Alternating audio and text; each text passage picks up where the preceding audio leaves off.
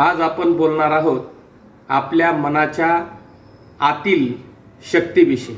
नमस्कार, मी डॉक्टर प्रमोद कुमावत। शोध आनंदाचा या विषयावर आपण आज चर्चा करणार आहोत। मित्रांनो, आपल्या मनामध्ये अफाट शक्ती आहे, अचाट शक्ती आहे।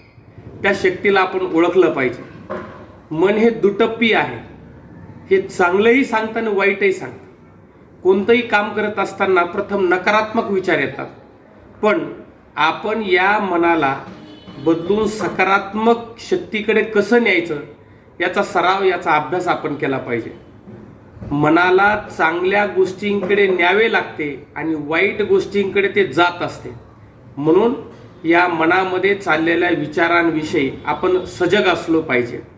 आपल्याला आनंद हवाय, आनंदाचा पासवर्ड हा सकारात्मकतेकडून मिळतो आणि दुःख नको असेल तर नकारात्मक विचारांना टाळलं पाहिजे।